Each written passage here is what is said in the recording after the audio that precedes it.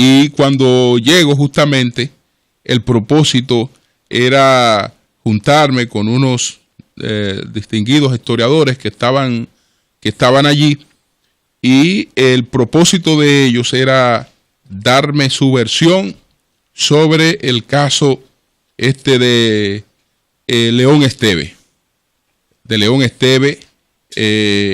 Y uno de ellos sustenta que ciertamente León Esteve, pues, fue diácono de la parroquia de Arroyo Hondo. Bueno, diácono o no, hay cosas, sin embargo, que en términos históricos hay que plantearlas. Yo fui al lugar y qué bueno, sabía por el lugar, porque no es ahí, no fue al lugar donde siempre está, bueno, ya fui al lugar yo sabía que no me iba a encontrar ahí, no iba a tener encuentros desagradables. Entonces, ¿qué pasa? Que el padre Marcial Silva tiene y ha tenido vínculos históricos con León Esteve, vínculos indementibles. Que esto no quiere decir que asocia a una persona con las acciones de otra, pero además, y esta es una justamente de las cosas principales del cristianismo, el cristianismo ejercido por hombres, por seres humanos, no son infalibles, y lo importante es que la gente a veces participa en acciones que son producto de sus convicciones de esa época, a veces de convicciones de la juventud.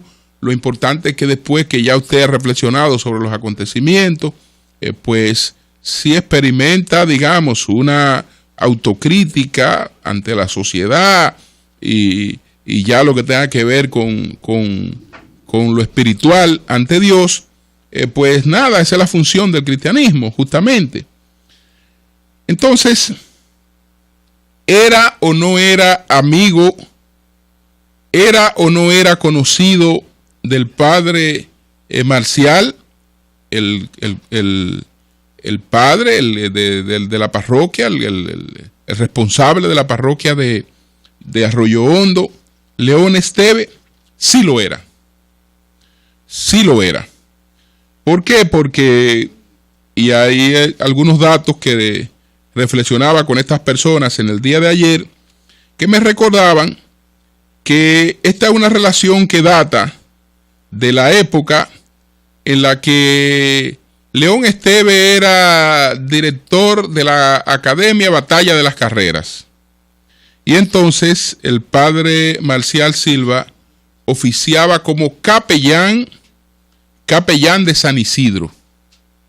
Era capellán de la Fuerza Aérea el padre Marcial Silva. Entonces, desde esa época hay una relación, o hubo una relación cercana entre padre Marcial y León Esteve.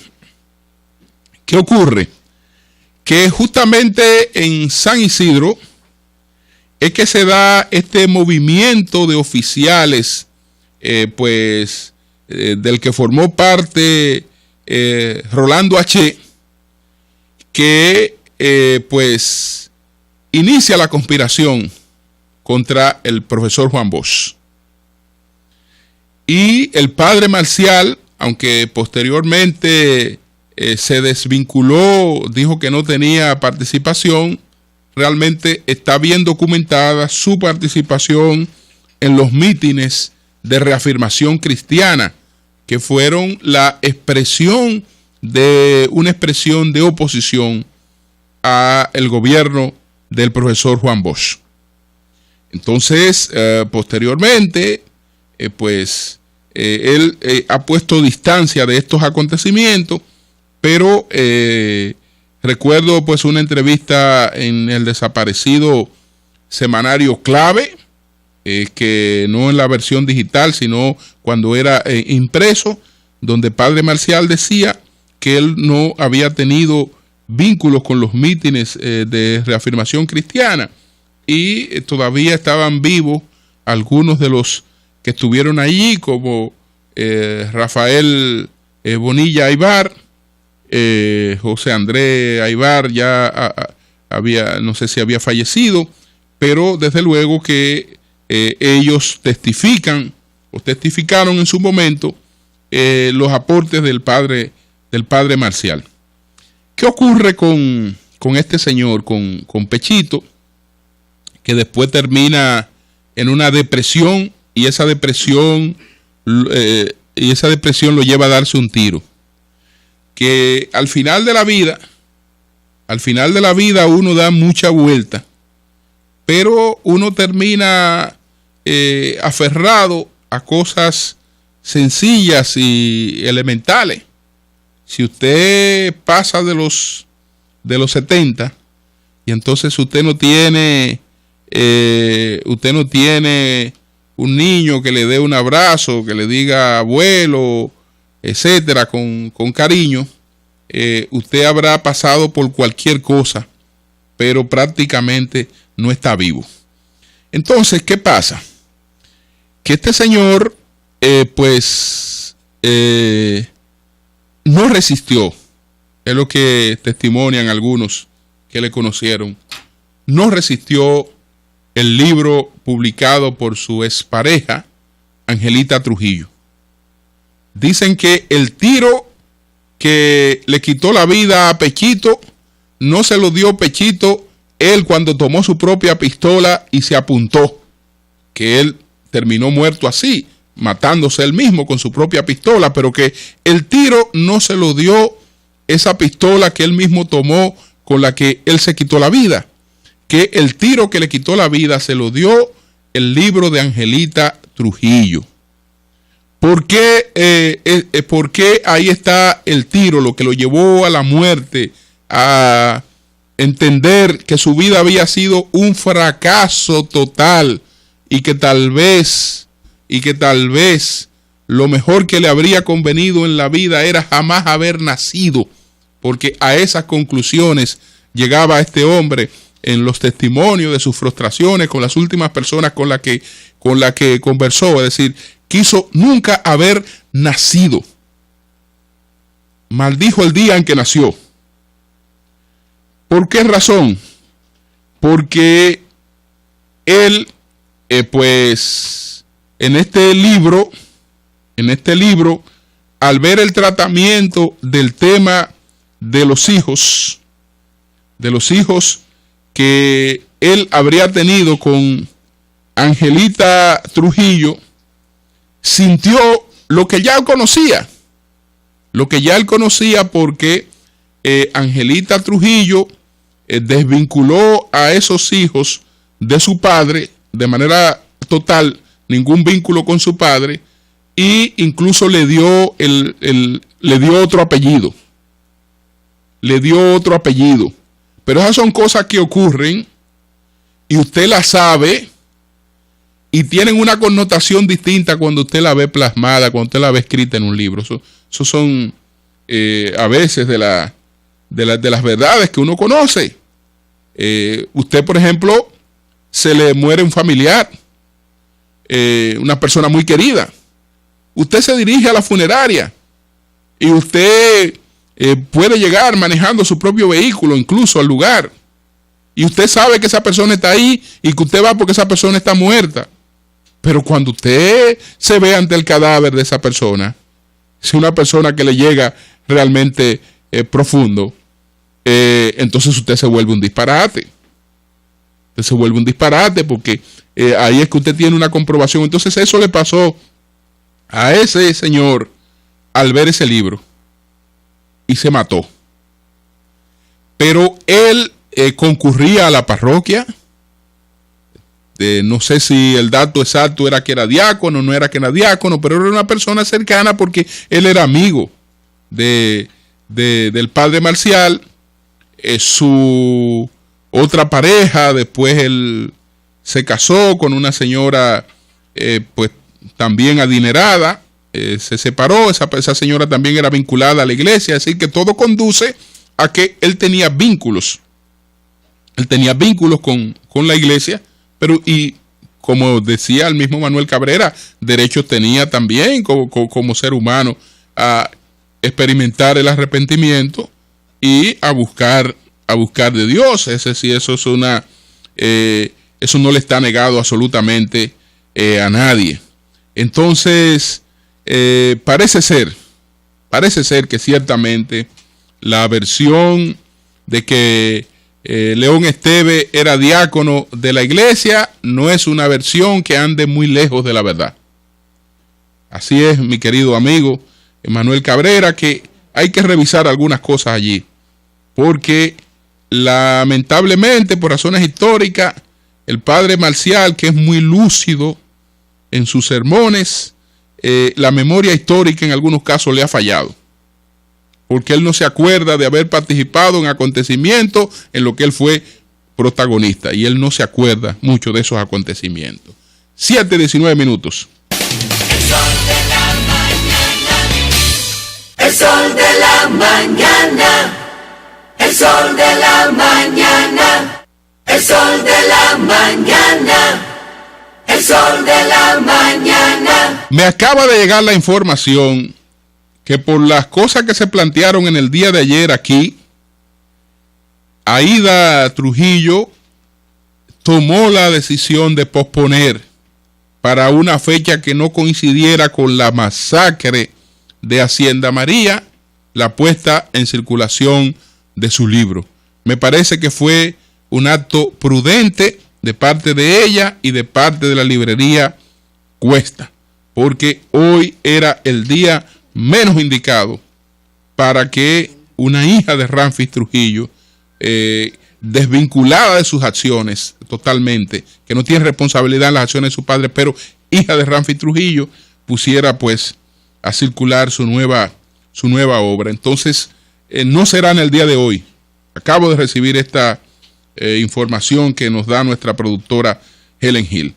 Así es que es un acto prudente. Entonces yo paso de inmediato a otro tema.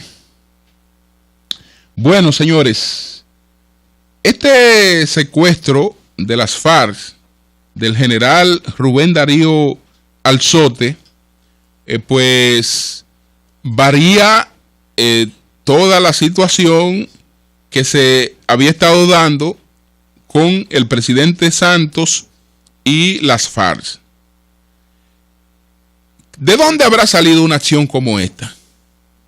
¿De dónde habrá salido una acción como esta? Hoy es martes 18 de noviembre y hoy justamente tenían que continuar en La Habana las conversaciones de paz. Hoy continuaban esas conversaciones. El presidente Juan Manuel Santos anunció que no habrá diálogo mientras se mantenga el secuestro de el general Rubén Darío Alzote. Y entonces el presidente Santos, ante la opinión pública de su país, está en una situación muy difícil, porque se le ha producido, señores, y uno entonces ahí tiene que preguntarse, pero hay sectores radicales de las FARC que han querido boicotear la negociación. ¿Quién ha querido boicotear la negociación si no fueran las FARC? Pero el área de influencia donde este señor fue secuestrado es un área de influencia de las FARC. Entonces, en estos momentos habían varios temas importantes, muy polémicos, tal vez los más difíciles de la negociación, porque había que establecer qué tipo de justicia se haría frente a las víctimas de esta guerra Es decir, qué satisfacción recibirían por parte de la justicia, qué castigos recibirían los responsables de estos crímenes, los guerrilleros que fueron responsables de matanzas, qué castigo, o por igual militares, es decir, los que fueran responsables de crímenes, qué castigo podían recibir, y la suerte de las propias Fuerzas Armadas. Entonces, la respuesta ha sido un boicoteo de la negociación, secuestrando en toda la historia de la FARC al militar de más alto rango que haya sido secuestrado por las FARC. Que no me digan que en el pasado ha habido otros generales secuestrados por la FARC, porque hubo un caso de un general de la policía, pero ese general a la hora de su secuestro era un coronel, y entonces el ascenso fue posterior a su secuestro. El militar de más alto rango que ha sido secuestrado por las FARC es justamente el general Rubén Darío Alzote. Entonces, yo creo que esto no estaba desligado de lo del martes, aunque inexplicablemente, el general cometió una gran imprudencia y violó los protocolos de seguridad. Es decir que militarmente el general también tendría sanciones por esta cuestión, porque él se colocó de espalda a los protocolos de seguridad. Sin embargo, lo más importante ahora, a su familia y a la sociedad le importa que él haya violado los protocolos de seguridad. Lo importante es que que no le violen a él su derecho a la vida, y que pronto esté con sus familiares. Las FARC, en ese sentido, han tenido un comportamiento que no es el del grupo, el Estado Islámico. Es decir, este hombre no va a aparecer decapitado. Podrá estar retenido por un tiempo, pero tratándose de una persona de importancia, las FARC lo emplearían como un instrumento de negociación. Pero era necesario cuando ustedes tenían la negociación abierta, sin este tipo de acciones. Entonces, esto abre muchas interrogantes. No me daría mucho tiempo porque tengo que hablar de la necedad del ACNUR, pero sí decir que ayer en la República Checa, que ayer se estaba conmemorando el 25 aniversario de la Revolución de Terciopelo, que fue aquella revolución pacífica, aquel movimiento pacífico que se produce en el año de 1989. Parte de los acontecimientos de los 3 años que transformaron al mundo después del derribo, lo que llevó al derribo del muro de Berlín, a la desaparición de la Unión Soviética, una serie de cuestiones. Entonces se produce la Revolución de Terciopelo, un movimiento pacífico que eliminó, digamos, una dictadura comunista y creó la democracia. Aunque este país, que era Checoslovaquia, quedó dividido en 2 países, la República Checa y la República Eslovena.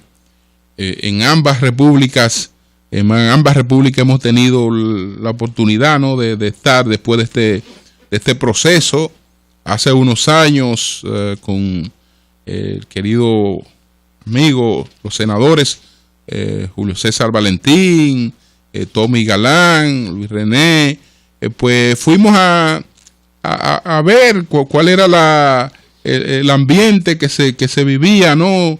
Ya pasado un tiempo, tal vez 20 años después de la Revolución de Terciopelo, y veíamos un país avanzando en prosperidad, pero a veces uno ve solamente estas cosas de la periferia, y hay otras realidades que uno no puede verlas, ocultarlas en una visita. Y entonces, ¿qué pasó ayer? Que hablando en un meeting con motivo del 25 aniversario de la Revolución de Terciopelo, al presidente de la República le entraron a huevazos limpios. Todo lo que la gente tenía a mano, el que tenía un refresco se lo lanzó, lo que fuere que tuvieran a la mano se lo lanzaron. Ahora el hombre se mantuvo como si nada, siguió hablando, mientras los seguridad tuvieron que usar los paraguas para detener los huevazos que le lanzaban. Cada vez que venía un huevo, un seguridad sacaba un paraguas ahí para evitar que el asunto le llegara al hombre a la cara. Desde luego, sí.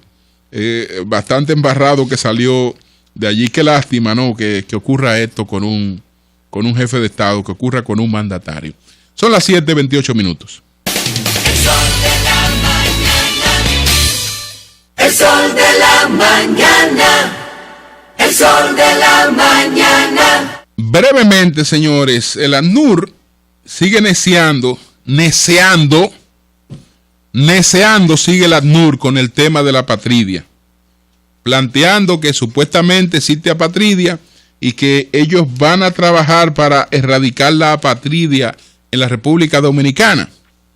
Entonces, de nuevo, le ha respondido el canciller de la República, Andrés Navarro, diciendo que para erradicar algo debe existir. Entonces, ¿cómo se va a erradicar de la República Dominicana lo que no existe en la República Dominicana, que es la apatridia?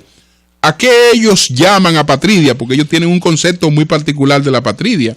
La apatridia no es más que la carencia de una nacionalidad. Si usted no corresponde a ninguna nación, usted es un apátrida. Entonces, ¿qué ocurre? Que ellos le llaman, ellos dicen que están en condición de apatridia haitianos, y así mismo lo llaman, que residen en la República Dominicana. Pero si ustedes dicen que son haitianos, ustedes conocen que la haitiana es una nacionalidad. Si son haitianos, no son apátridas. Porque si los haitianos indocumentados que están en la República Dominicana son apátridas, y ustedes dicen que la República Dominicana es uno de los países donde más apatridia hay, porque hay supuestamente 200,000 que están en esa condición, entonces ustedes deben de empezar por Haití, porque no es la República Dominicana donde está la mayor cantidad de haitianos sin documentos. La mayor cantidad de haitianos sin documentos viven en Haití. Entonces, si es la carencia de documentos lo que lo hace apátrida, ellos son apátridas en su propio territorio. Y lo que nosotros hemos recibido, lo que nosotros estamos recibiendo, son las consecuencias de esa situación que ellos tienen en Haití. Porque cuando cruzan para este lado, vienen sin documentos. Luego, si llegaron sin documentos y algunos tienen hijos en la República Dominicana, a esos hijos les sigue la misma condición. Entonces, ustedes quieren erradicar la apatridia, pues váyanse para Haití y busquen toda la ayuda internacional que sea necesaria y corrijan el problema de la documentación en Haití, y no habrá apatridia. Porque si la apatridia es la falta de documentos de un haitiano, eso, repito, donde existe por millones es en Haití. Aquí hay haitianos indocumentados, indiscutiblemente. Pero no son apátridas, son haitianos. Algunos pudieran tener el derecho a una segunda nacionalidad, pero ellos nacieron con una nacionalidad que le está consagrada en la constitución de su país, que los haitianos, donde quiera que nazcan, en cualquier parte del mundo donde estén, aquí en Europa son haitianos. Entonces no son apátridas. Podrán vivir en un país que no tiene documentos, ni le da documentos a sus ciudadanos, que tiene ese grave problema, pero ese grave problema es de ese país. Que nosotros, ustedes nos pidan que en la medida de nuestras posibilidades contribuyamos como estamos contribuyendo a eliminar ese problema, eso es otra cosa, pero de ahí a responsabilizarnos y a querernos echar encima este maldito problema que no es nuestro, yo creo que es abusivo. Cambio y fuera.